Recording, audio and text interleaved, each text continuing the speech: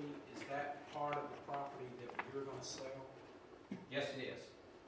14 acres, and actually what Forester Senior Village is looking at is approximately 10 acres on the back and the 4 acres on the front. They will own and they will sell that off as commercial property. And all of the numbers that I was talking to you about, the 1.7 million, is strictly the 10-acre tract that Peachtree will be developing.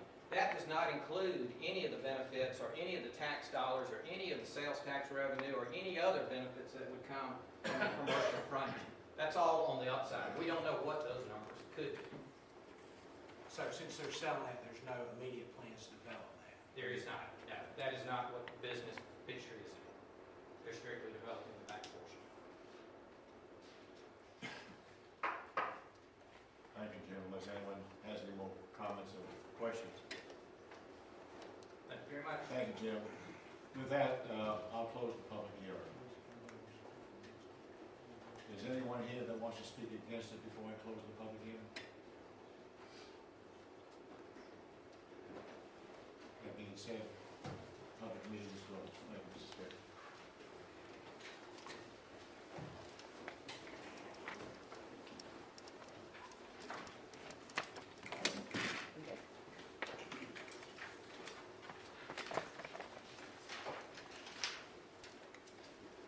Chairman and Commissioners, under departmental reports, if I could direct your attention to pages 47 through 49 and ask Chief Howe to come forward.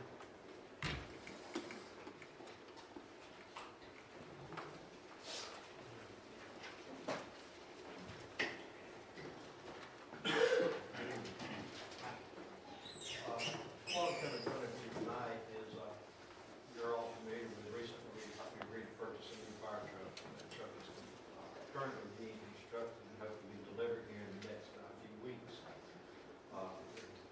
The funds that pay for that truck come out of the SPLOST 4, which allowed for renovations and also purchase of equipment for the Palmyra Fire Station. In that fund, there is a fund balance. After the engine is paid for, after it arrives and we make final payment on that, there'll be a fund balance there of $32,694. And what we're asking is to be allowed to take that money to purchase the equipment for that new engine.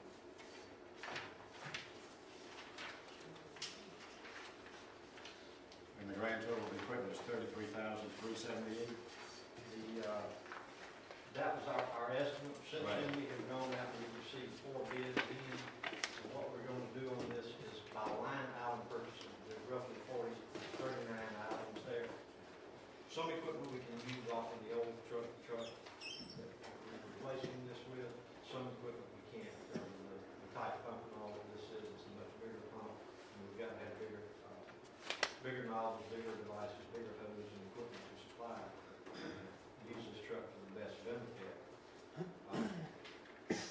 With these bids, instead of buying from one distributor that we normally buy from, there's 5 people we normally deal with, and we sent bids out to all 5. One was a little late getting them into me, and our intention was to line item purchase to allow us to get the best price. In other words, if vendor A is cheaper on this item, we buy that item from vendor A. If vendor B is cheaper on the second item, we buy it from him.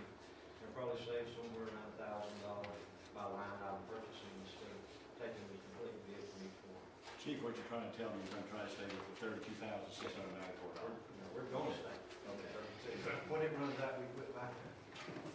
Okay. We appreciate it. Any other questions? Any questions from the board? Thank you, Chief. Thank you. Mr. Chairman, under the EMS department, Mr. Watkins has a request for EMS building.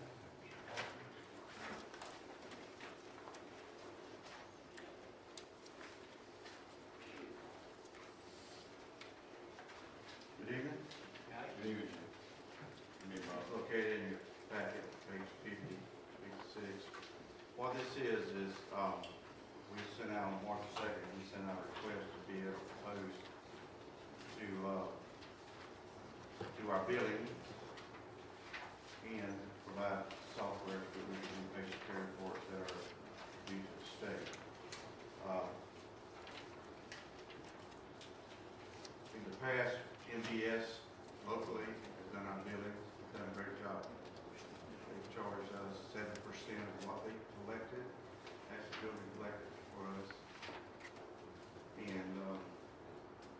sent out a bid also with, NRG, as you see the sheet.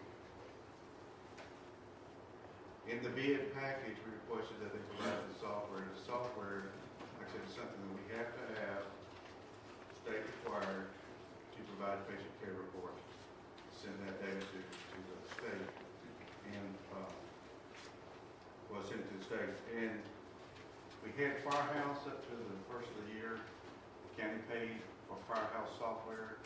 Firehouse never met our needs. We just couldn't get it to work the way that we needed it to work and provide the information to the state the way we needed to provide. So we just continued using it.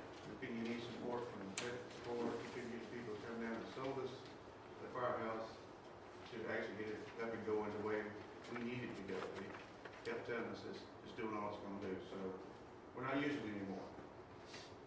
The state came out where, as of January 1st, 2011, every service in the county has to have this software to be able to, or some type of software to be able to generate these reports. We picked Code Red software. Dougherty County uses that. Seems to work well. They've had it now 4 years. Most of our people are familiar with Code Red software, and so we picked that one because it does everything that the state requires us to do, and the things that we need to do, such as provide you guys with some data. Well, on this sheet right here that I wrote for the memo there, as you can see, the software and the license and all is going to be about $18,000 startup. It's $13,000 something for the actual software, and about $4,800 annually to keep our license renewed. With the tight budget that we foresee for this coming year, there's just no way that the county didn't feel like there's any way the county could come up with that kind of money or pay that kind of money. So we sent it out and said who would be willing to do our billing and out of their pocket provide us with this software. On this sheet, we got two bids from MBS, which is the one we use now. We also got one for NRG. NRG said they would do what we're doing, what we need done, provide us with software for 7% of what we collect. 7% is what we presently pay MBS to do our software, we do our billing. MBS came in with a 9%, but they said they needed to provide us with the software, continue doing our billing, they needed 9%. You know, NRG used to be Henson. We used them from 1995 to close to 2005 when we went with MBS. And since we've been using MBS, they've done a great job and collected, quite a bit of money. As much money as we feel is possible, anybody can collect from a billing company. Henson changed their name to NRG, and they didn't do as well. I don't know why, but they didn't do as well. We're looking at at least 5-6 years ago since we used them last. They came in with a bid at 7%, so they would provide us software. They would pay the annual $4,800 renewal and upfront the money of $13,000, whatever it was, to buy us the software. So in the letter, I said that they seemed to be the most responsive type bidder to meet our needs. What I'd like you guys to think about is MBS, like I said, has done a great job. They're locally owned, they're a family business, they're in Lee County, and they came in 9% because they're a small company and they just don't have the money to fork out that much money just to give it to us for our business. So they came in for 9% for 2 years. They said, Steve Dice, the one that owns the place, said that as soon as he recoups his money, he's not looking to make a dime off the software. As soon as he recoups his money, he would gladly go back to 7% is what he charges now. So,